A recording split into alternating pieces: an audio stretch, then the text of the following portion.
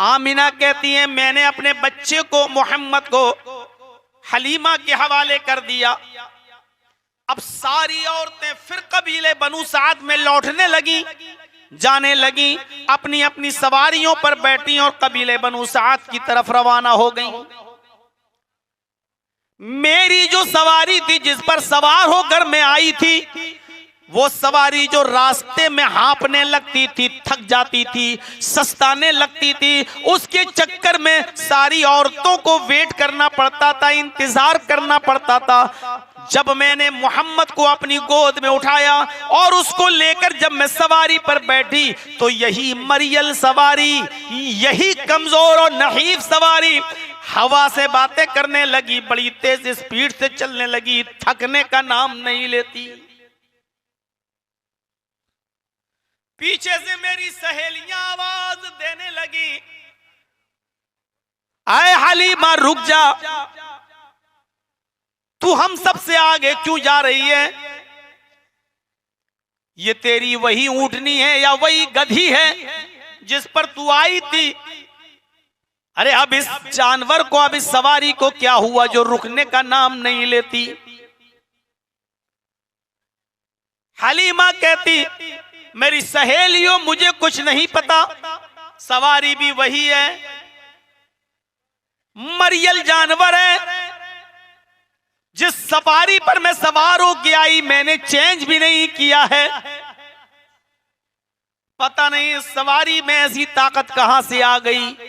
अभी वो ये कह रही थी कि वो ऊंटनी या वो गधी जिस पर वो सवार थी तेज स्पीड से और आगे बढ़ती है, पीछे की सहेलियां हलीमा को आवाज देकर कहती हैं, आए बिनते अबू ज़ुऐब, आए अबू ज़ुऐब की बेटी जरा रुक जा, मुझे भी तो अपने पास आ जाने दे, अरे मुझे भी तो साथ में लेकर चल, हम भी तुझे साथ में लेके आए, अब तू हम सबसे आगे आगे बढ़ रही है, रुकने का नाम भी नहीं लेती है। हलीमा पीछे मुड़ के कहती है मैं क्या करूं, मैं इस सवारी को रोक रही हूं लेकिन ये रुकने का नाम नहीं लेती है।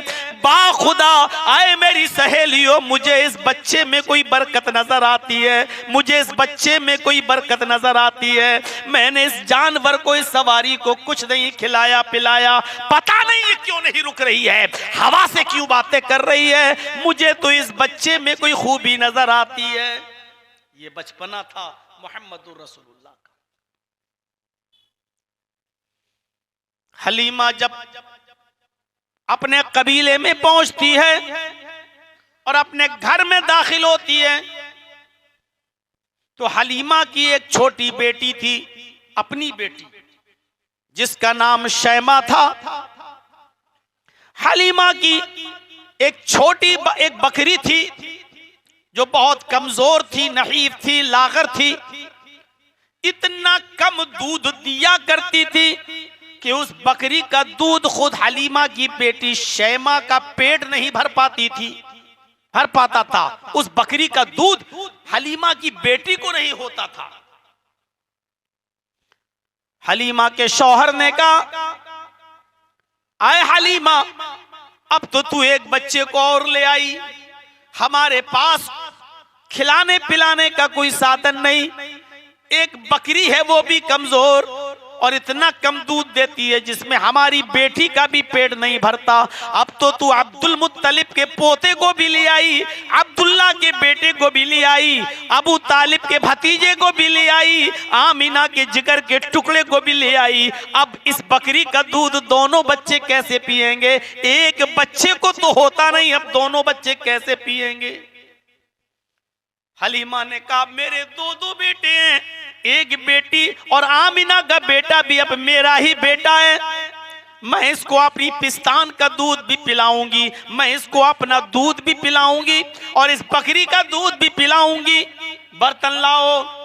हलीमा के शौहर ने बर्तन उठाया, हलीमा के हाथ में दे दिया। हलीमा उस बर्तन को लेकर बकरी के पास चली, बकरी के थन पे पानी मारा और बकरी के थन को दोहने लगी। बकरी ने ऐसे दूध देना शुरू किया जैसे सावन भादों की बारिश हो रही हो। पूरा का पूरा बर्तन भर गया। हलीमा कहती है, अरे मेरे शौहर, इस बकरी ने कभी पूरा बर्तन भरकर दूध नहीं दिया।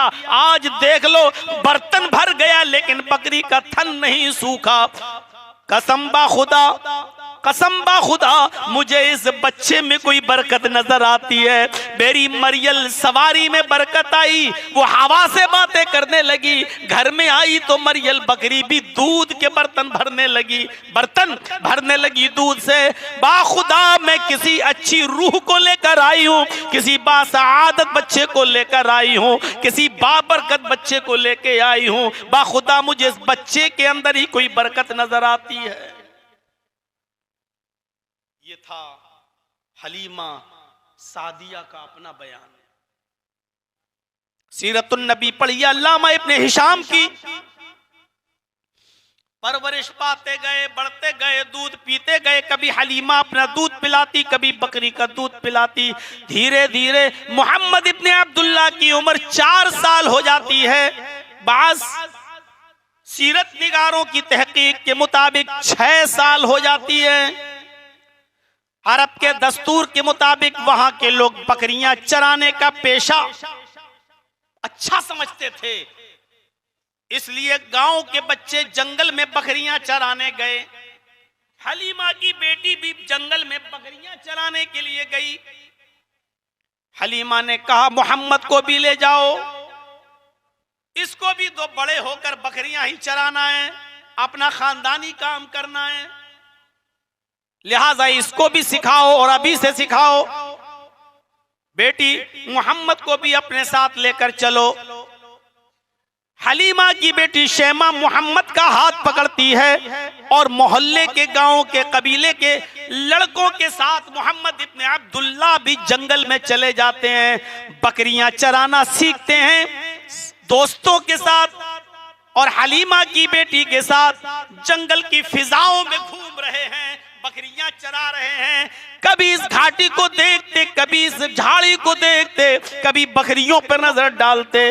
अचानक एक शख्स उनके पास इंसानी शक्ल में आता है। ये फरिश्ता था, इंसानी शक्ल में आता है और मोहम्मद के पास उसी जंगल में बैठ जाता है और कहने लगता है, तुम्हारा क्या नाम है? मोहम्मद इब्ने अब्दुल्ला अपनी जबान से जवाब देते हैं, मोहम्मद। उस शख्स ने मोहम्मद का हाथ पकड़ा और उनको पहाड़ के दामन में लेकर गया। सारे बच्चे इस मंजर को देख रहे हैं, हलीमा की बेटी भी देख रही है, कबीले बनु साद के बच्चे भी देख रहे हैं कि कोई आया, बैठा, मोहम्मद से नाम पूछा और नाम मोहम्मद सुना तो मोहम्मद को लेकर पहाड़ के दामन में चला गया। उस शख्स ने मोहम्मद को सीने के चितलिटा दिया। मोहम्मद इब्ने अब्दुल्ला की उम्र 6 साल, चितलिटा दिए गए।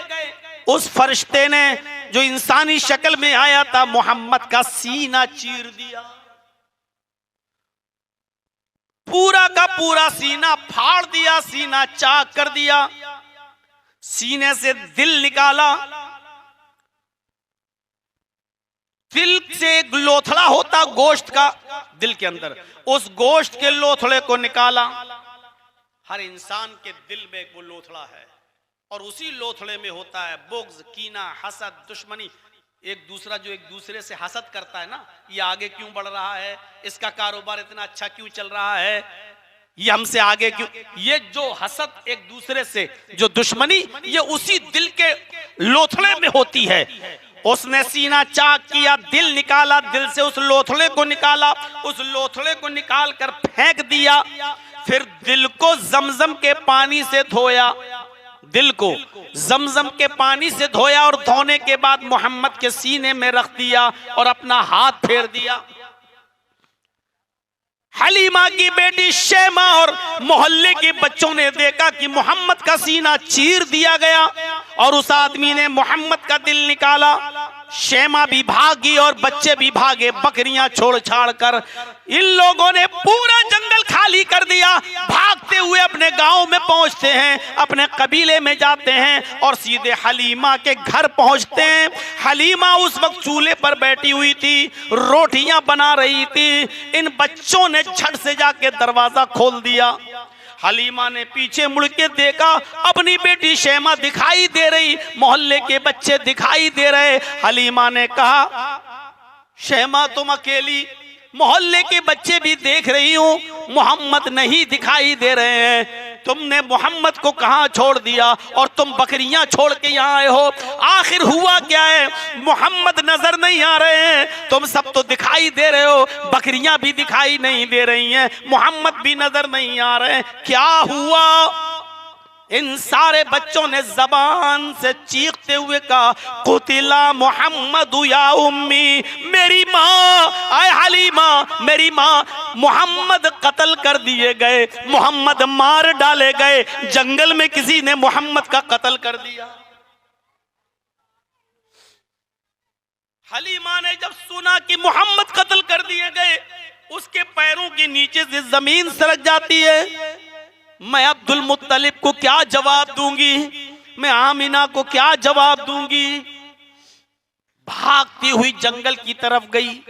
सीरतनिगारों ने लिखा,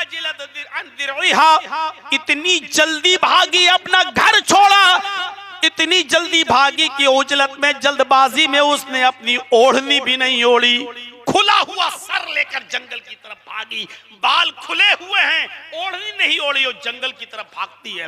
वो जंगल में जाती है, कभी इस पहाड़ी पे चढ़ती है, कभी इस झाड़ी में झांकती है। मोहम्मद कत्ल कर दिए गए तो मोहम्मद की लाश कहाँ है? मोहम्मद कहाँ है? अरे हमें जिंदा नहीं तो कम से कम लाश ही नजर आ जाए, हमें तो लाश भी नहीं दिखाई दे रही है। अरे बच्चों ने बताया मोहम्मद कत्ल कर दिए गए, यहाँ तो मोहम्मद ही नहीं दिखाई दे रहे हैं, मोहम्मद की लाश भी नजर नहीं आ रही है। जमीन खा गई, आसमान निकल गया। अभी वो इसी सोच में थी कि क्या देखती है, पहाड़ के दामन के पास मोहम्मद इब्ने अब्दुल्ला हैं और खरामा खरामा टहलते हुए चले आ रहे हैं। कुछ कमजोरी है, चेहरा पीला पड़ा हुआ है, लेकिन टहलते हुए चले आ रहे हैं। हलीमा की नजर टहलते हुए मोहम्मद पर पड़ी, दौड़ती हुई गई और मोहम्मद को पकड़कर अपने सीने से लगाया।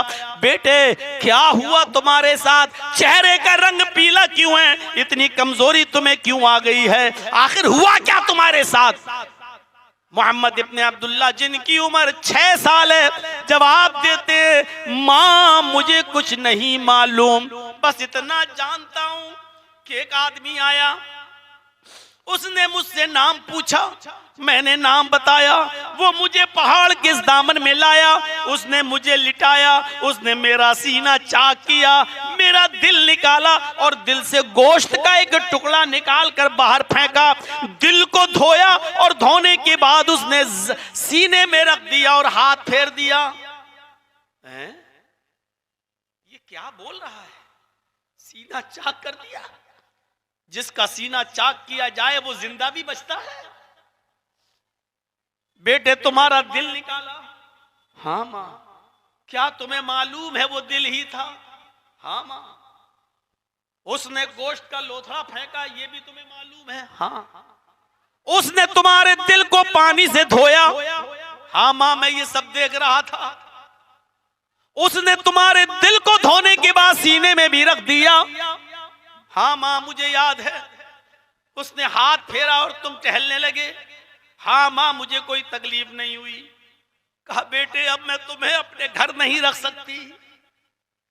ऐसी ऐसी बातें बता रहे हो जो यकीन न जिसका किया जा सके।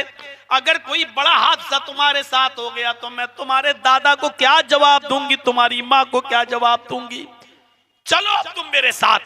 हलीमा अपने घर ले गई, बोरिया बिस्तर बांधा और मोहम्मद इब्ने अब्दुल्ला को पकड़ा और अपनी सवारी पर बैठी और सीधे मक्के की तरफ आती है और कहती है, आमिना अपना बेटा संभाल, आमिना अपना बेटा संभाल। दिल तो नहीं करता इस बच्चे को वापस करूं, लेकिन करें क्या? ऐसी ऐसी बातें बताता है जो यकीन में ना आए। दिल गवारा नहीं करता, लेकिन इसके आने से मेरे घर में बरकतें बहुत हो रही हैं, दिल तो नहीं चाहता कि वापस करूं, लेकिन अगर इसके साथ कुछ उल्टा सीधा हो गया तो मैं तुझे जवाब क्या दूंगी। संभालो अपने बेटे को, अपने पास रखो। बचपन का सफर यहां तक, 12 साल की उम्र हुई। चचा अबू तालिब से कहा, चचा आप सबका बोझ उठाते हैं, क्या मैं आपके बिजनेस में आपका साथ ना दूं? आप मुल्क के शाम जा रहे हैं, मुझे भी लेकर चलिए, मुझे भी सिखाइए बिजनेस क्या होती है, तिजारत क्या होती है, कपड़ा आप कैसे बेचते हैं। बड़े होकर मैं भी ये तिजारत, ये बिजनेस करूंगा, कपड़े का कारोबार करूंगा। आप के घर को और खानदान को और घर के परवरिश के लिए जो कमाई होती है उसको मैं भी सीखना चाहता हूं, बिजनेस करना चाहता हूं। अबू तालिब ने कहा ठीक है बेटे चलो। मुल्क के शाम की तरफ लेके जा रहे हैं। रास्ते में जंगल पड़ता है, उस जंगल में रुक जाते हैं। उस जंगल में एक गिरजा है, गिरजा ईसाइयों का गिरजा। उस गिरजे की छत के ऊपर एक राहिब बैठा है जिसका नाम बुहैरा है, जिसका लक़ब बुहैरा है। वो इस काफिले की तरफ नजर डालता है। 12 साल के बच्चे को देखता है तो देखता रह गया। उसने पूरे काफिले वालों की दावत कर दी, तुम सब आज दोपहर का खाना हमारे यहां खाओगे। सारे लोग खाना खाने चले गए। अबू तालिब ने मोहम्मद से कहा बेटे तुम सामान के पास बैठे रहो, तुम बच्चे हो, तुम क्या करोगे वहां जाकर? हम खाना खाएंगे और तुम्हारा खाना वहां से लेकर आएंगे, तुम बाद में खाना खा लेना, अभी हमारे सामान की देखरेख करो, यहीं बैठ जाओ। ये सारे के सारे लोग जो मक्के से चले थे उस बुहैरा के गिरजा में जाते हैं। खाना लग चुका था। बुहैरा ने कहा कि तुम्हारे साथ एक छोटा बच्चा भी था। अबू तालिब ने कहा हाँ मेरे साथ छोटा बच्चा भी था। क्या हुआ? कहा उस बच्चे को लेकर नहीं आए हो? अबू तालिब ने कहा कि वो हमारे सामान पर बैठा हुआ है, हम खाना खाकर जाएंगे, उसका खाना आप दे दीजिएगा, वो बच्चा वहीं खाना खा लेगा। बुहैरा ने कहा नहीं, ये सबकी दावत मैंने उसी बच्चे की वजह से की है, उसी बच्चे की वजह से तो मैंने दावत दी है, उस बच्चे को बुलाओ। अबू तालिब गए और उस बच्चे को बुलाकर यानी मोहम्मद को बुलाकर लाए।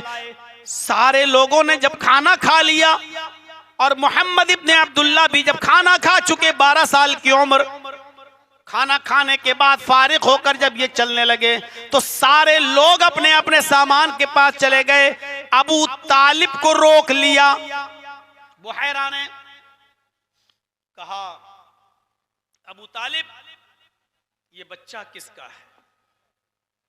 ये बच्चा किसका है?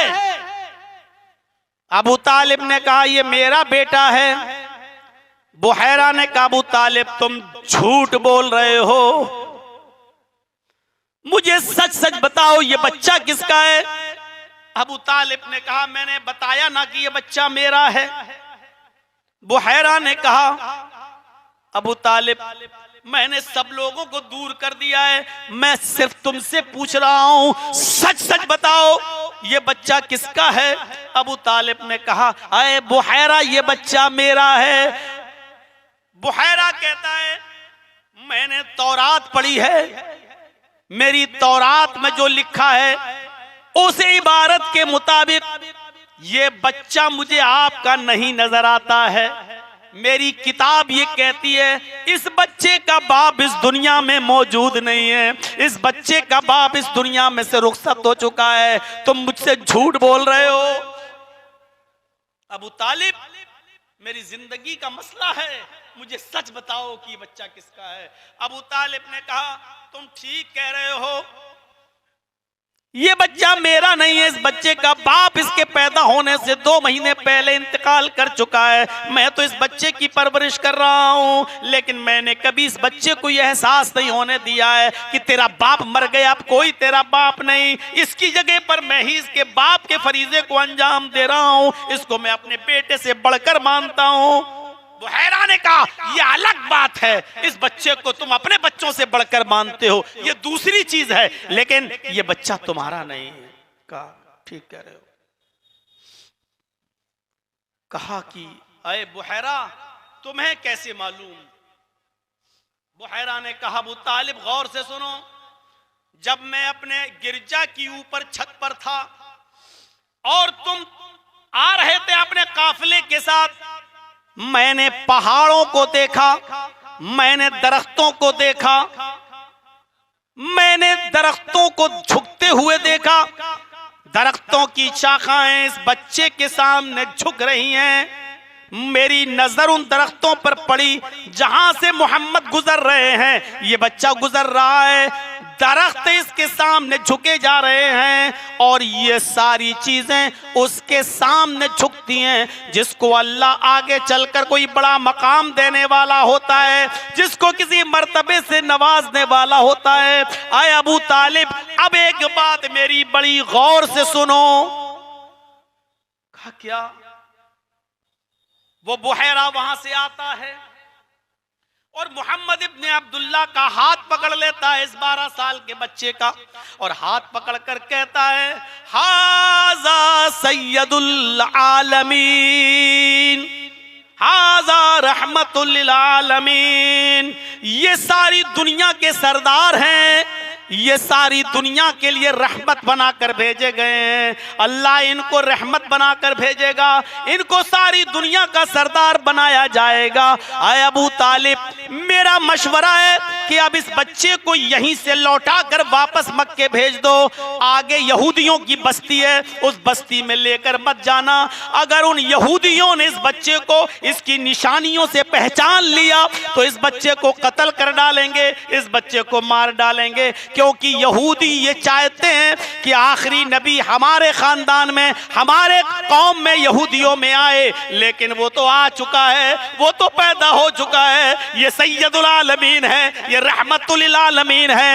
यहूदियों से बचाओ अपने बच्चे को, और इसी वक्त अपने बच्चे को, इस मोहम्मद इब्ने अब्दुल्ला को वापस मक्के में पहुंचा दो। यहूदी बड़े दुश्मन हो जाएंगे और इस बच्चे के जान के पीछे पड़ जाएंगे।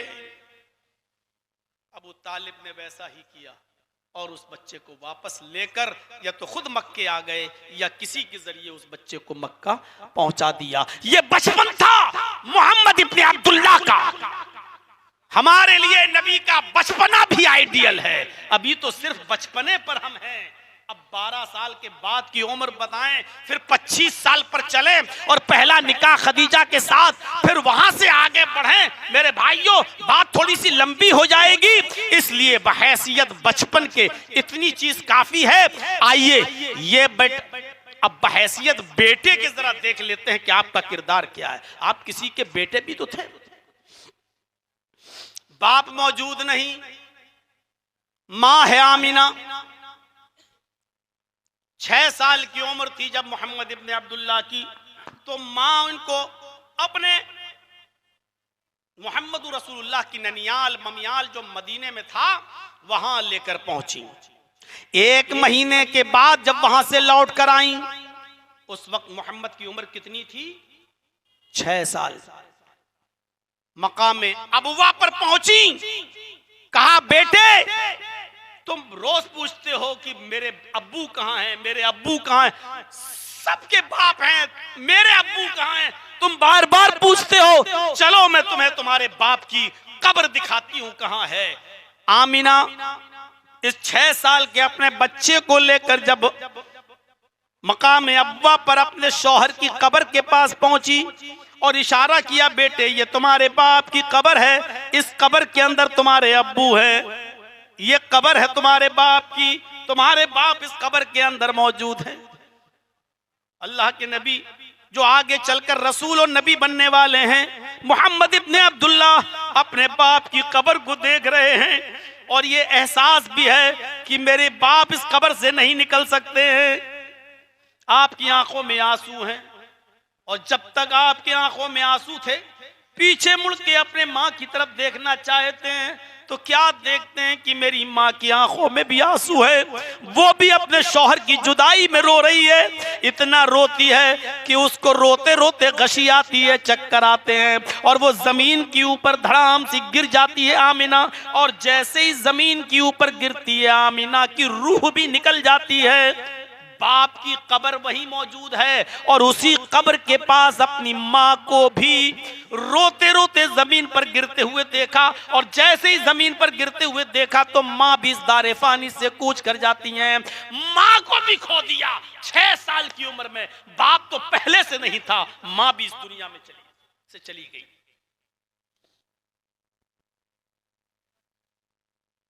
अब्दुल्लाह के पास एक लौंडी थी, मोहम्मद के बाप के पास। जरा गौर से सुनिए, मोहम्मदुर रसूलुल्लाह के बाप अब्दुल्लाह के पास एक लौंडी थी जिसका नाम था उम्मे ऐमन। जब अब्दुल्लाह का इंतकाल हो गया तो उम्मे ऐमन आमिना के पास रही, और जब मोहम्मद इब्ने अब्दुल्लाह 6 साल की उम्र हुई और मां चली गई तो उम्मे ऐमन ने मोहम्मद इब्ने अब्दुल्लाह को पाला। ये अब्दुल्लाह की लौंडी थी बाप की, और बाप की वरासत में से मोहम्मद को वर्षे में मिली थी, और एक लंबी मुद्दत तक जिंदा रही। अल्लाह के रसूल सल्लल्लाहु अलैहि वसल्लम के नबी और रसूल बनने तक ये जिंदा रही। अल्लाह के नबी रसूल बनने के बाद, पैगंबर बनने के बाद भी आप उम्मे ऐमन के घर जाते थे, उनकी खिदमत करते थे, उनको अपनी माँ की तरह देखते थे और उनकी सेवा करते थे।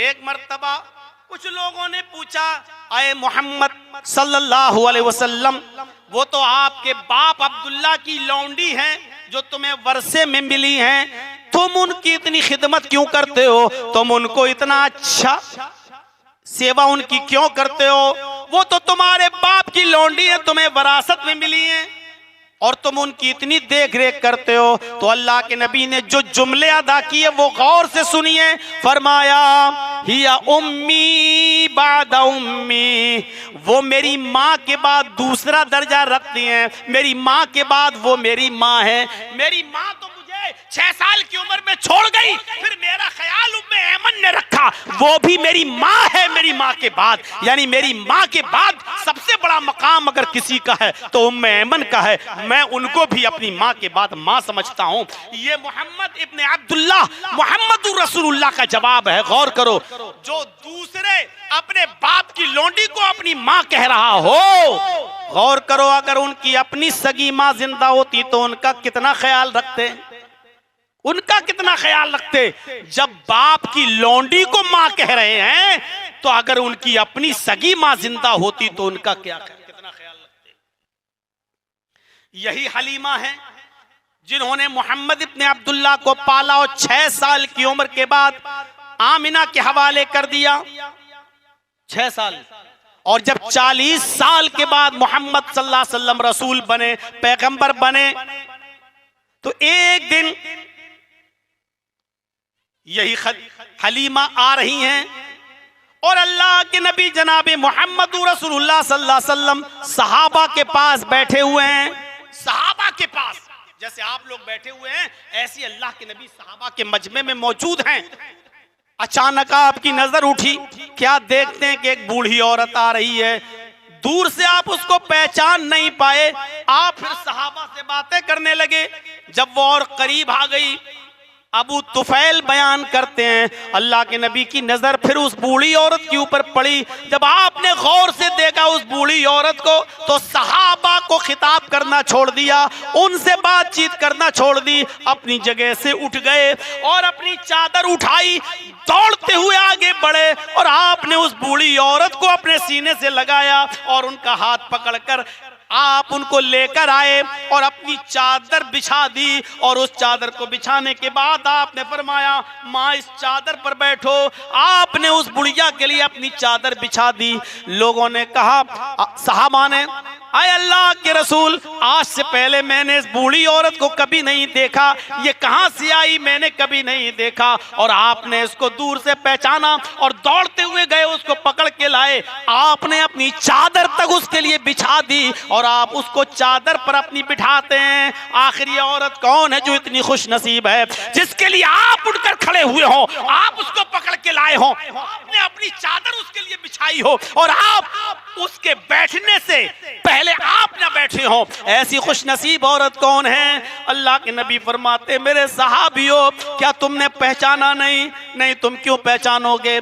ये मेरी रज़ाई माँ है, इसने मुझे अपना दूध पिलाया है, इसने अपनी बकरी का दूध मुझे पिलाया है। कबीले बनु साद में इसने खिला पिला कर मुझे 6 साल का करने के बाद मुझे मेरी माँ के हवाले किया है। ये मेरी रज़ाई माँ है।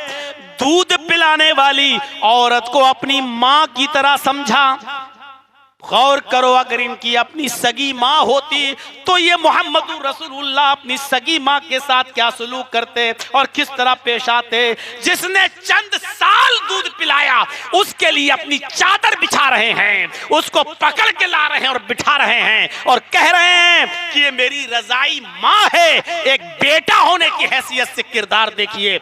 आज अपनी माओ को ओल्ड हाउस में भेजने वालों, अपनी बीवी को तरजीह देने वालों, अपनी माँ को दर दर की ठोकरें खाने पर मजबूर करने वालों, तुम्हें क्या मालूम है कि एक बेटा होने की हैसियत से क्या किरदार होना चाहिए? आप बेटे हैं किसी के, माँ के साथ आपका क्या किरदार होना चाहिए?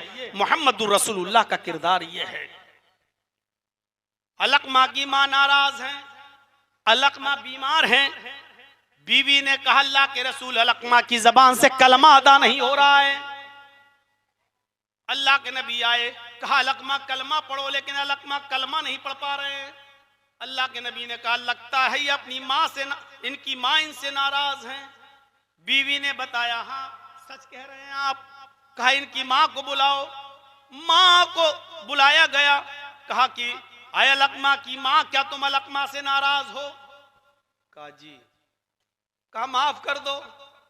कहा माफ नहीं कर सकती, उसने मेरा बहुत दिल दुखाया, मैं जा रही हूं। वो लौटने लगी। अल्लाह के नबी ने सहाबा से कहा, ऐ सहाबियों, जंगल में जाओ, लकड़ियां इकट्ठी करके लाओ। जंगल में जाओ, लकड़ियां इकट्ठी करो और अलकमा के घर के बाहर लकड़ियां जमा कर दो। जब अलकमा मर जाए, उसकी रूह निकल जाए, मरने के बाद अलकमा को कब्रिस्तान में दफन न करो, आग जलाओ और अलकमा की लाश को उसी आग में फेंक दो। माँ का नाफरमान मोहम्मद के कब्रिस्तान में दफन नहीं किया जाएगा। माँ ने जब ये सुना तो पलटती है और पलट कर कहती है, आए अल्लाह के नबी, मैं ये नहीं देख सकती कि मेरा बेटा मरने के बाद 2 गज जमीन भी न मिले और आग के हवाले कर दिया जाए। मैं अपने बेटे को माफ कर रही हूँ, दिल की गहराई से माफ कर रही हूँ। आपने फरमाया, तेरे बेटे ने गलती क्या की थी, क्यों तू नाराज थी? उसने कहा, अल्लाह के रसूल, गलती तो बहुत बड़ी नहीं थी, लेकिन मैं फिर भी नाराज थी। कहा कि गलती क्या थी? कहा, अल्लाह के नबी, कान कसीरुस सलाह व कसीरुस सयाम। आय अल्लाह के नबी, अलकमा मेरा बेटा है, बहुत रोजे रखता है, बहुत नमाजें पढ़ता है, मुझे इसकी नमाजों से शिकवा नहीं है, मुझे इसके रोजेदार से रोजा रखने से शिकायत नहीं है। अलकमा की गवाही मैं देती हूँ, बहुत बड़ा नमाजी है, बहुत बड़ा रोजेदार है, ये सारी खूबियां इसके अंदर, लेकिन इसके अंदर एक बुराई ये है। कहा क्या? कहा अल्लाह के नबी, कान यूसिरु ज़ौजतहू अला उम्मी, अपनी माँ पर अपनी बीवी को तरजीह देता है, बीवी की बात ज्यादा सुनता है, माँ की बात कम सुनता है, तरजीह देता है। तरजीह देने का मतलब समझ रहे हो? मां को भगाता नहीं है, 2 कपड़े खरीद कर लाता है, एक बीवी के लिए और एक मां के लिए। लाता तो एक ही जैसे है कपड़े, लेकिन पहले बीवी को देता है, बाद में मुझे देता है। खाना जब बनता है तो पहले बीवी को खिलाता है, बाद में मुझे खिलाता है। खिलाता है, पिलाता है, कमी नहीं करता, लेकिन तरजीह बीवी को देता है। पहले बीवी के सामने पेश करता है, बाद में मेरे पास लाता है। बस यही तकलीफ है मुझे। हालांकि ये तो होता ही है, और आजकल तो ऐसा सभी कर रहे होंगे।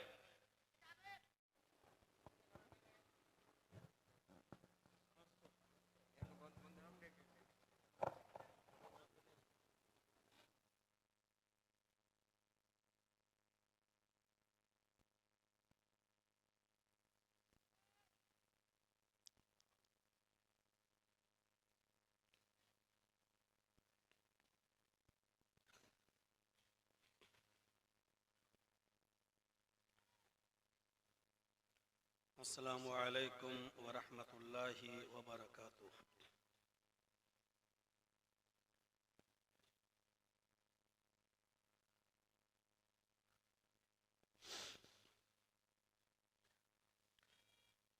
अल्हम्दुलिल्लाह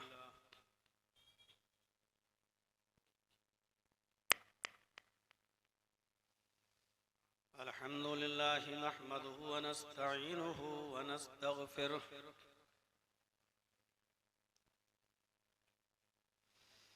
व नऊज़ु बिल्लाहि मिन शुरूरि अनफुसिना व मिन सय्यिआति अअमालिना।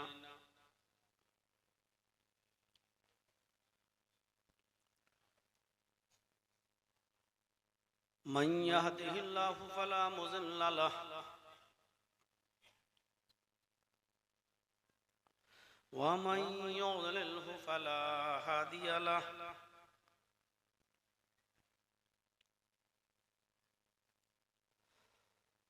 व अशहदु अल्ला इलाहा इल्लल्लाहु वहदहु ला शरीक लहु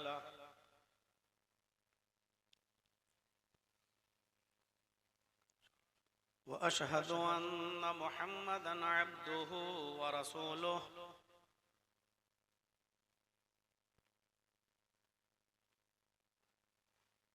अम्मा बाद,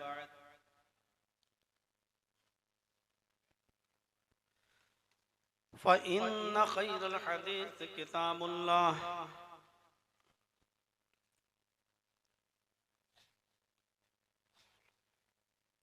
व खैरल हदी हदी मुहम्मदिन सल्लल्लाहु अलैहि वसल्लम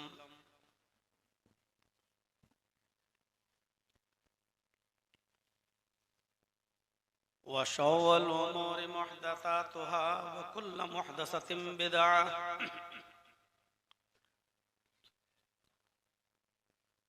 व कुल्लु बिदअतिन ज़लालह व कुल्लु ज़लालतिन फिन्नार।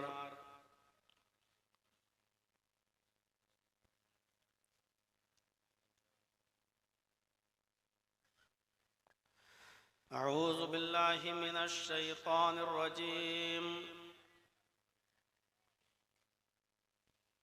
बिस्मिल्लाहिर रहमानिर रहीम।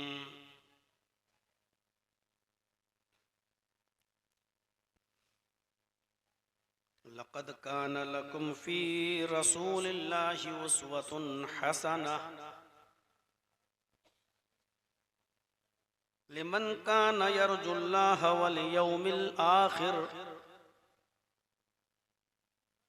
व ज़करल्लाह कसीरा। रब्बिश्रह ली सदरी व यस्सिर ली अमरी वहलुल उक़दतम मिन लिसानी यफ़क़हू क़ौली।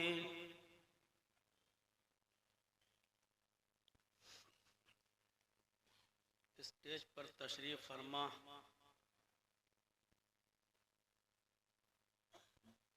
मुअज़्ज़ज़ मुअक्कर उलमाए किराम, बावक़ार अहबाब, मदरसा बदरुल हुदा लिल बनीन वल बनात के जिम्मेदारान, अराकीन व मेम्बरान, हिरनपुर हाथकाठी डिस्ट्रिक्ट पाकुड़ और उसके अतराफ और अकनाफ से तशरीफ़ लाए हुए मुअज़्ज़ज़ सामईन हज़रात, पर्दा नशीन इस्लामी ख़वातीन, माँ और बहनों, कौमों मिल्लत के लायक़वर नौजवानों और अज़ीज़ बच्चों, रात के तकरीबन 1:45 बजे तक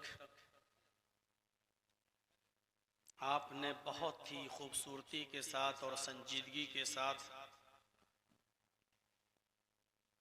इस प्रोग्राम को सुना, मुख्तलिफ उलमा को सुना और मदरसे का आपने ताउन भी फरमाया।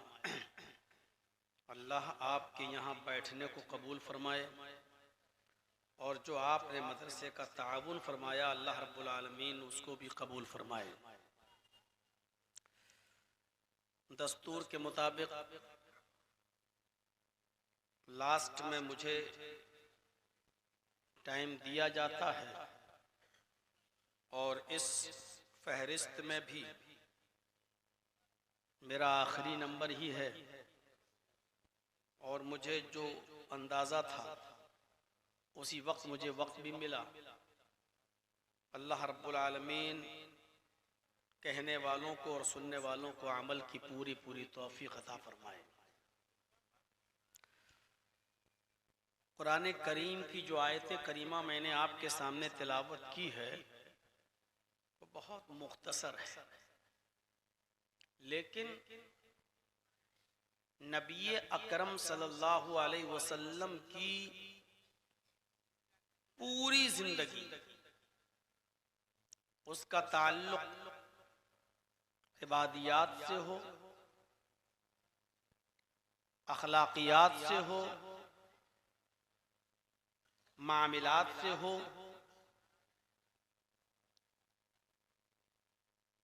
पूरी जिंदगी को अल्लाह रब्बुल आलमीन ने एक जुमले में बयान करके उम्मत इस्लामिया को, उम्मत मुहम्मदिया को ये दर्स दिया है कि तुम्हारे लिए मुहम्मदुर रसूलुल्लाह सल्लल्लाहु अलैहि वसल्लम की जिंदगी में बेहतरीन आइडियल है, बेहतरीन नमूना है। पूरी जिंदगी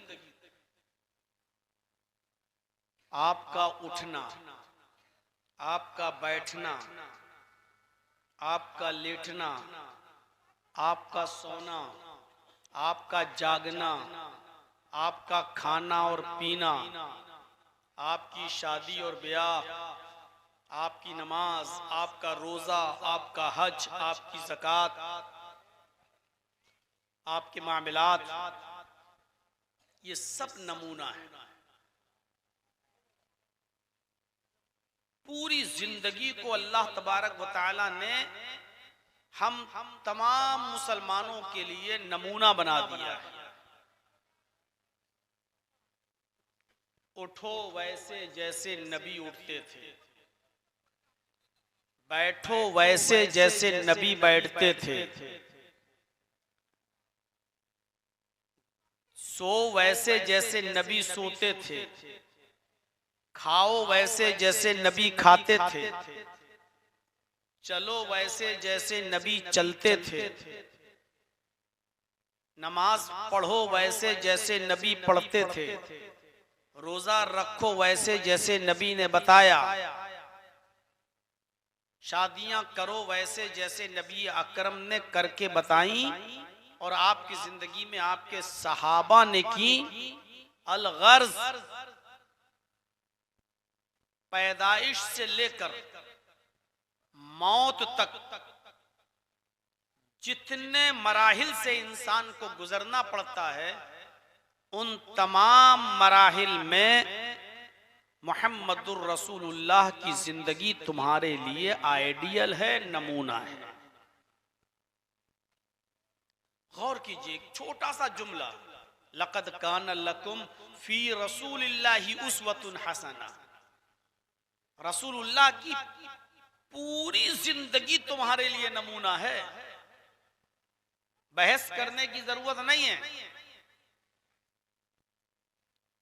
उठना, बैठना, लेटना, सोना, जागना, खाना, पीना, चलना फिरना, जब ये चीजें नबी की हमारे लिए नमूना हैं, तो नमाज, रोजा, हज, ज़कात, इबादियात, ये चीजें हमारे लिए नमूना क्यों नहीं होंगी।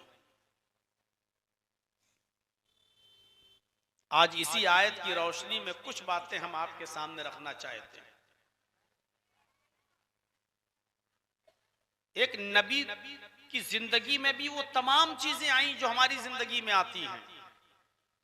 एक बच्चा अपने माँ के पेट से पैदा होता है, बाहर आता है, उसको बचपन से गुजरना होता है। आप भी बचपन से गुजरे हैं। एक बच्चा जब अपने माँ के पेट से बाहर आता है तो वो किसी का बेटा होता है। आप भी किसी के बेटे रहे हैं। आगे चलकर जब वो बच्चा बड़ा होता है, उसकी शादी होती है, वो किसी का शौहर बनता है। मुहम्मदुर रसूलुल्लाह भी किसी के शौहर थे। शादी के बाद इंसान बाप बनता है। मुहम्मदुर रसूलुल्लाह सल्लल्लाहु अलैहि वसल्लम भी इस दौर से गुजरे हैं। आप भी कई बच्चों के बाप थे।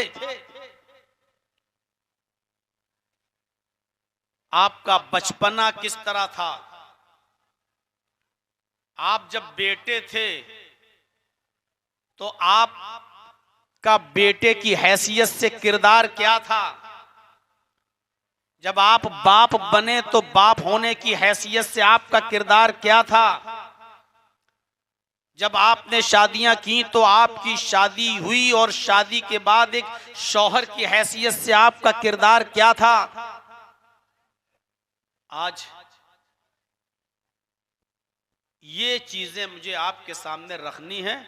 बज़ाहिर बड़ी छोटी छोटी नजर आ रही हैं, लेकिन हकीकत यह है कि हमारे लिए आइडियल है, नमूना है। हमारा बचपना कैसे गुजरता है? नबी अकरम का बचपना किस तरह गुजरा?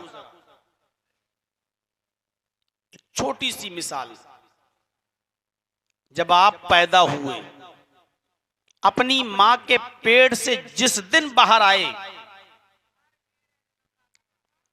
आपकी जिस दिन पैदाइश हुई, उसी दिन कैसरो किसरा के ऐवानों में जलने वाले चिराग बुझ गए।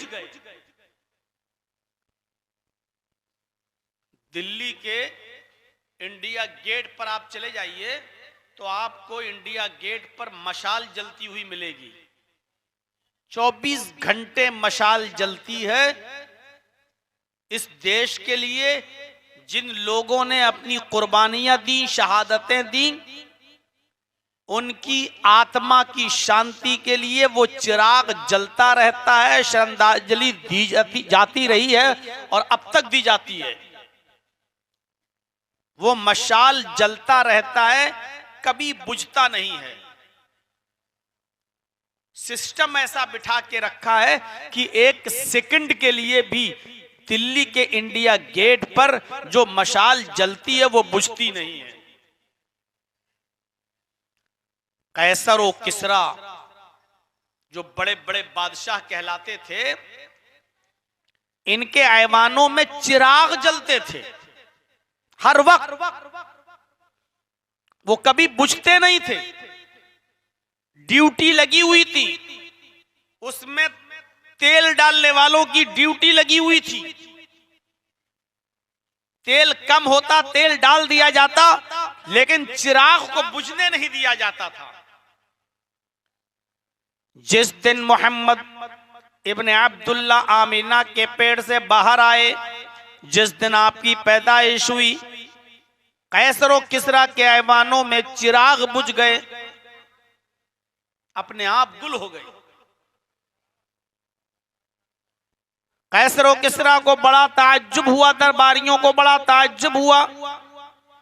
कोई हवा नहीं चली, कोई आंधी नहीं आई, कोई तूफान नहीं आया, कोई बारिश नहीं हुई, फिर हमारे चिराग कैसे बुझ गए? तेल डालने वाला चिरागों में बार बार तेल भी डालता है लेकिन चिराग ऑटोमेटिकली बुझ जाते हैं। कोई तो बात है। उसने काहिनों की, नुजूमियों की मीटिंग बुलाई। हमारे यहां जिनको ज्योतिषी कहा जाता है, जो फ्यूचर देखता है, हस्त रेखा देखता है, हाथ की रेखाएं देखकर भविष्य बताता है, ऐसे ही ज्योतिषियों को उसने बुलाया, काहिनों को बुलाया, नुजूमियों को बुलाया। मीटिंग हुई। अरे पता लगाओ कि हमारे चिराग क्यों बुझ गए? हवा चली नहीं, आंधी आई नहीं, बारिश हुई नहीं, तेल की कमी नहीं थी, चिराग कैसे बुझ गए? इन नुजूमियों ने, काहिनों ने मीटिंग की, ज्योतिषियों ने मीटिंग की, और मीटिंग करने के बाद एक बड़े ज्योतिषी ने, एक बड़े काहिन ने कैसर और किसरा को बताया, आए हुक्मरानों, आए बादशाहो, तुम्हारा चिराग इसलिए बुझ गया है कि हमारा इल्म ये कहता है, हमारा ज्ञान ये कहता है, हमारी विद्या ये कहती है कि आज इस दुनिया में कोई ऐसी हस्ती पैदा हो चुकी है, कोई ऐसा शख्स इस दुनिया में पैदा हुआ है, कोई ऐसी हस्ती इस दुनिया में नमूदार हुई है। आज किसी माँ ने ऐसा बेटा पैदा किया है, अपने साथ वो आसमान की एक रोशनी लेकर आई है, आकाशीय प्रकाश लेकर आई है, आसमानी नूर लेकर आई है। अपने साथ जो रोशनी लेकर आई है, उस रोशनी के होते हुए अब किसी और रोशनी की जरूरत नहीं है।